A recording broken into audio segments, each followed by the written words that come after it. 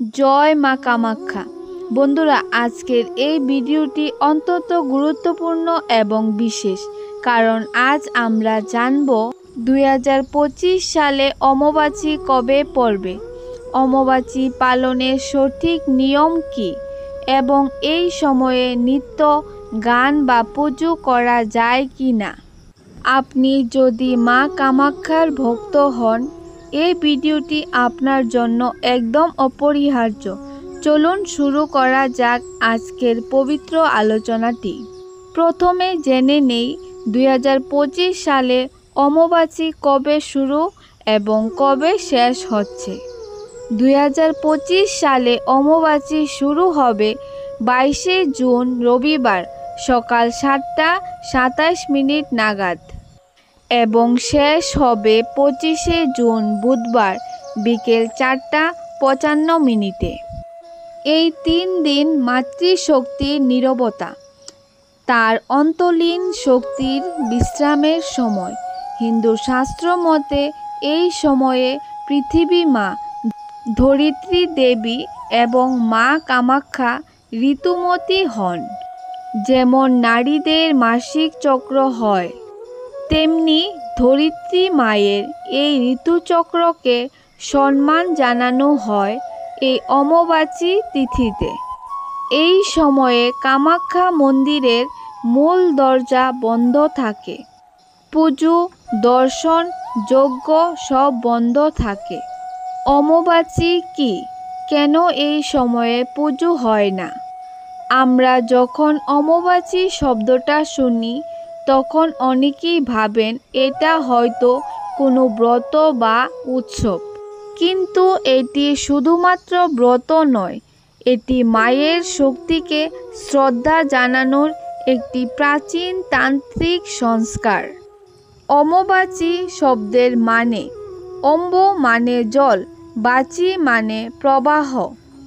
এই সময় মাটি আর্দ্র হয়, বর্ষায় পূর্বাভাস শুরু হয় এবং মনে করা হয় এই সময় ধরিত্রী মায়ের ঋতুকাল হয়।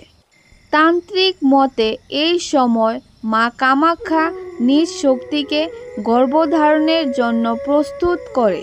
ঠিক যেমন একজন নারী ঋতুমতী হলে বিশ্রাম নেন, তেমনি এই 3 দিন মাও বিশ্রামে থাকেন।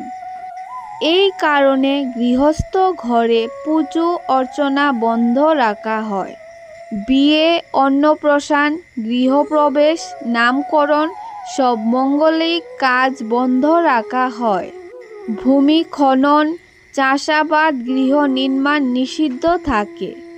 এই সময়ে ধরতী মা পবিত্র রক্তস্রোতের মধ্যে দিয়ে নিজের জৈবিক শক্তিকে প্রবাহ করেন। সেই কারণে বলা হয় এটা এক পবিত্রময় সময়, তবে সম্পূর্ণ নীরবতা এবং ব্রতের মধ্যে থাকতে হয়। অমাবাসী পালনের নিয়ম। এবার জেনে নেওয়া যাক এই অমাবাসী সময়ে কি কি নিয়ম মেনে চলা উচিত। পুজো বন্ধ রাখুন। এই সময় মা বিশ্রামে থাকেন, তাই ঘরের পুজোর আসনে পুষ্প, ফুল, দীপ, মন্ত্রোচ্চারণ সব বন্ধ রাখুন। 2. ভক্তি ভরে নাম জপ করুন। পুজো না হলেও মনের মধ্যে ভক্তি রাখলে মায়ের কৃপা থেকে কেউ বঞ্চিত হন না। এই সময় নাম জপ, ত্রোট পাঠ, মনোপূজার অনুশীলন করুন। ব্রহ্মচর্য পালন করুন। এই সময় শারীরিক সংযম বজায় রাখুন। তান্ত্রিক নিয়ম অনুযায়ী এই সময় যৌন সম্পর্ক নিষিদ্ধ। এটি এক প্রকার আত্মশুদ্ধির সময়। মাংস, মদ ত্যাগ করুন। যদিও তন্ত্র মতে কিছু নির্দিষ্ট ক্ষেত্রে অর্ঘ্য হিসেবে মদ, মাংস ব্যবহৃত হয়, তবে গৃহস্থ ঘরে অমাবাসীর সময় এগুলো নিষিদ্ধ। এই সময় শুধুমাত্র নিরামিষ আহার করা উচিত। স্নান ও পরিচ্ছন্নতা বজায় রাখুন। এই সময়ে অতিরিক্ত স্নান বা চুল ধোয়া বন্ধ রাখা প্রথাও প্রচলিত, তবে পরিষ্কার পরিচ্ছন্ন থাকাটা জরুরি। মাটির কাজ বন্ধ রাখুন। কৃষিকাজ, গর্ত খোঁড়া, বাড়ি নির্মাণ, বীজ বোনা সব বন্ধ রাখা উচিত। বই পড়া, সৃজনশীল কাজ থেকে বিরত থাকুন। শাস্ত্রে বলা হয় এই সময় ধ্যান ও আত্মচিন্তনের সময়। অতএব গান গাওয়া, নৃত্য, আঁকা, খেলাধুলা, উচ্চস্বরে হাসাহাসি এসব থেকে বিরত থাকাই শ্রেষ্ঠ। মা কামাখ্যার নাম জপ করুন। এই সময়ে মা কামাখ্যা ক্লিং কামাখ্যাই নমঃ এই মন্ত্র জপ করুন। মন্ত্র জপ করলে মন শান্ত হয় এবং মা আশীর্বাদ করেন। মেয়েদের জন্য বিশেষ নিয়ম। এই সময় মাসিক হওয়া নারীরা যেমন বিশ্রামে থাকেন, তেমনি সব নারীরই যেন শুদ্ধতা বজায় রাখেন এবং বেশি শারীরিক পরিশ্রম না করেন, তা মেনে চলা উচিত। মন্দিরে প্রবেশ নিষেধ। অমাবাস্যার সময় কামাখ্যা মন্দিরের দরজা 3 দিন বন্ধ থাকে।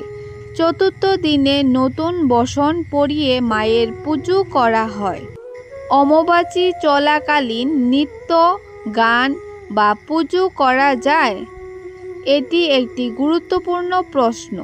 অনেকেই ভাবেন বাড়িতে পুজো বন্ধ থাকলে গান বা নাচ চলতে পারে, তবে উত্তর এটাই না। এই সময় এসব করা যায় না। কারণ কি? এই সময় মা নিজেই বিশ্রামে, তার শক্তি অন্তর্মুখী। যে কোনো রকম উচ্চ শব্দ, উৎসব বা বাহিক কর্মকাণ্ড মায়ের শক্তির বিপরীতে যায়। তান্ত্রিক ব্যাখ্যা। তন্ত্র মতে যখন দেবী নিজ ঋতুতে, তখন তিনি মানবী রূপে ধরা দেন। তাকে সেই সময় রজস্বলা নারী হিসেবে সম্মান দেওয়া উচিত। এই সময় মা কোনো অর্ঘ্য গ্রহণ করে না। তার সামনে সুর, তাল, বাদ্য, নৃত্য সব নিবারণ করা উচিত। গৃহস্থ ঘরের নিয়ম। এই সময় গান বাজনা, টিভি, সেলিব্রেশন সব বন্ধ রাখা ভালো। এই নিয়ম না মানলে জীবনে অশুভ প্রভাব পড়বে, শাস্ত্রমতে ধরা হয়।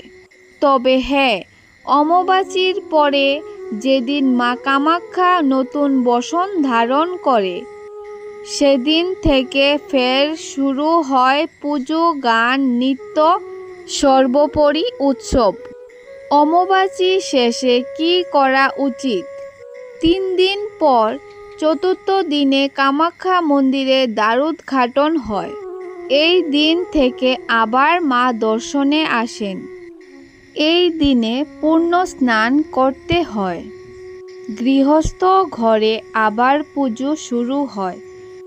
ধূপ, দীপ, পুষ্পাঞ্জলি দিয়ে মায়ের পাদপদ্মে কৃতজ্ঞতা জানানো হয়। কেউ কেউ লাল বসন, সিঁদুর, পান, সুপারি সঙ্গে মাকে মান্যত দেয়। এটি এক গভীর ভক্তিময় মুহূর্ত। বন্ধুরা, অমাবাস্যা শুধু একটি নিষেধ নয়, এটি এক গভীর আত্মশুদ্ধির সময়। এটি মা ধরিত্রী ও কামাখ্যা শক্তি ঋতুকাল। তার এই বিশেষ সময়ে যদি আমরা কিছুটা নীরবতা পালন করি, তার শক্তির বিশ্রামের সম্মান রাখি, তাহলে নিশ্চিতভাবে মা আমাদের আশীর্বাদে রাখবেন। 2025 সালে অমাবাস্যা উপলক্ষে আসুন আমরা সকলেই কিছুদিন অন্তর থেকে ভিতরে ভরে মার প্রতি শ্রদ্ধা জানাই। আপনি যদি এই ভিডিওটি ভালোবাসেন তাহলে অবশ্যই লাইক, শেয়ার ও সাবস্ক্রাইব করবেন। কমেন্টে লিখে জানান জয় মা কামাখ্যা। ধন্যবাদ সকলকে। আবার আসছি এরকম ভক্তিময় ভিডিও নিয়ে। জয় মা কামাখ্যা।